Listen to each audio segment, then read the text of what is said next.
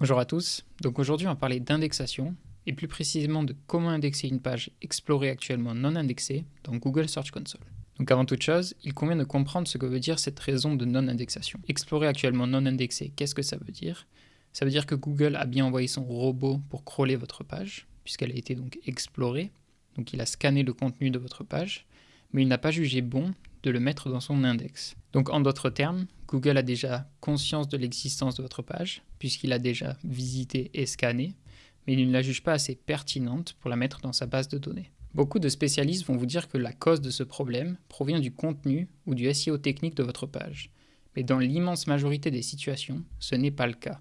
C'est un problème d'autorité et ou de ciblage. Pourquoi ça ne peut pas être un problème de SEO technique? Parce que Google vous dit noir sur blanc qu'il a déjà exploré votre page. Donc il a déjà visité votre page, il l'a scannée, il n'a pas jugé assez pertinente pour être mis dans son index.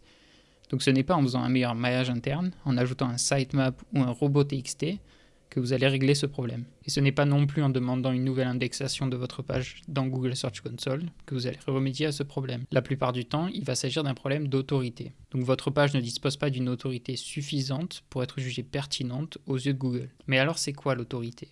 Eh bien il en existe deux types. L'autorité thématique, ou Topical Authority en anglais, et l'autorité d'une page ou d'un domaine. Donc l'autorité thématique, qu'est-ce que c'est? C'est l'expertise ou la pertinence qu'a un site sur un sujet ou un sous-sujet donné. Donc pour illustrer ce concept, on va prendre l'exemple d'un blog sur le carrelage. Voici un blog sur le carrelage qui semble être tenu par un carreleur professionnel. Donc on peut voir que sur ce site, le propriétaire du site a publié de nombreuses pages au fur et à mesure du temps sur les différentes thématiques qui découlent du carrelage. Donc carrelage intérieur, carrelage extérieur, conseils d'experts, ça peut être de techniques de pose, joint, colle, donc toutes les thématiques qui sont en lien avec le mot-clé carrelage. Donc ce site, il possède très probablement pas une bonne autorité globale, donc une bonne autorité de domaine. Mais par contre, il possède une très forte autorité thématique sur le mot-clé carrelage et tous les mots-clés qui en découlent. Donc si demain il veut publier une nouvelle page en lien avec cette thématique, il y a de très fortes chances pour que Google l'indexe et la référence assez rapidement. Et à l'inverse, si demain il veut publier une page sur par exemple la cuisine, il y a de fortes chances pour que Google ne l'indexe pas, parce que cette page sortirait de sa thématique principale.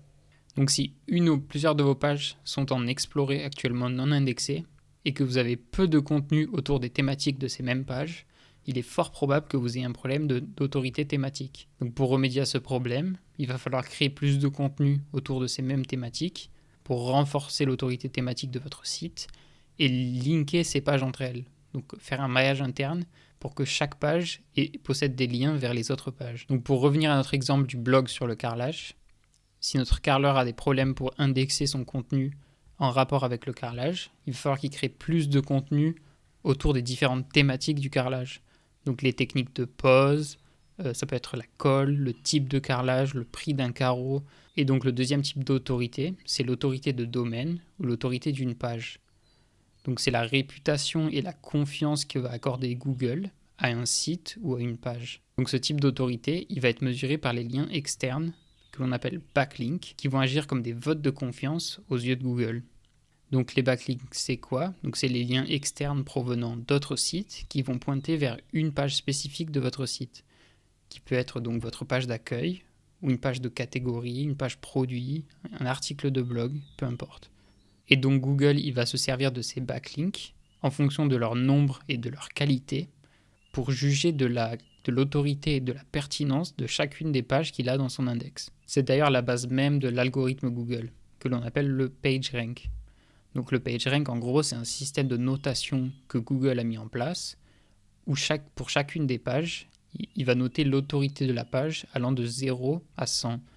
Donc 0, c'est une page qui n'a aucune autorité, donc qui n'a aucun lien pointant vers elle. Et 100, c'est une page qui est l'autorité maximale.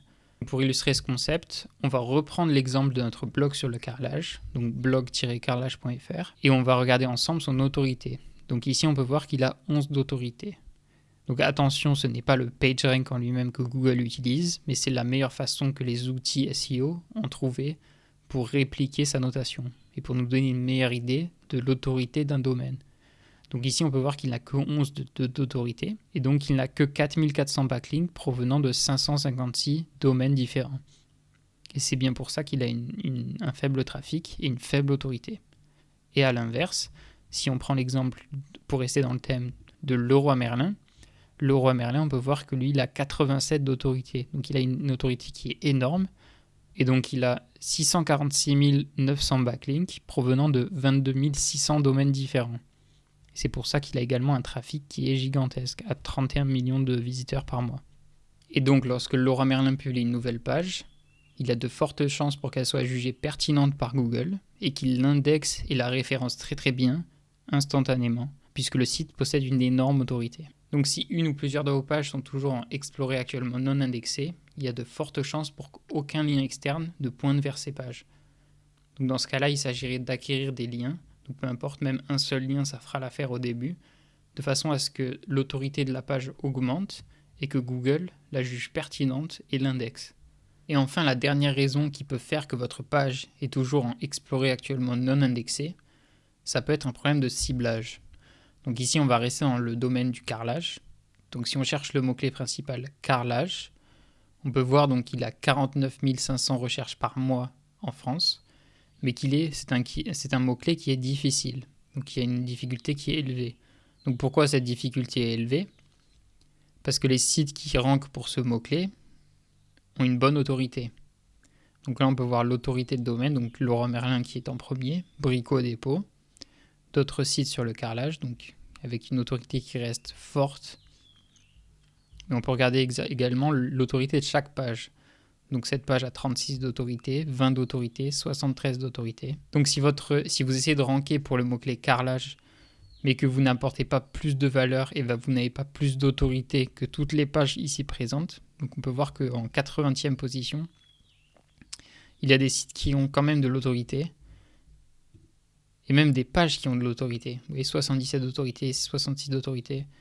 Donc si votre page ne dispose pas d'autorité suffisante pour déloger une de ces pages, Google ne va pas l'indexer, puisqu'il possède déjà 90 pages dans son index pour répondre à cette requête. Et donc ça veut dire que le mot-clé que vous ciblez est trop compétitif pour votre domaine.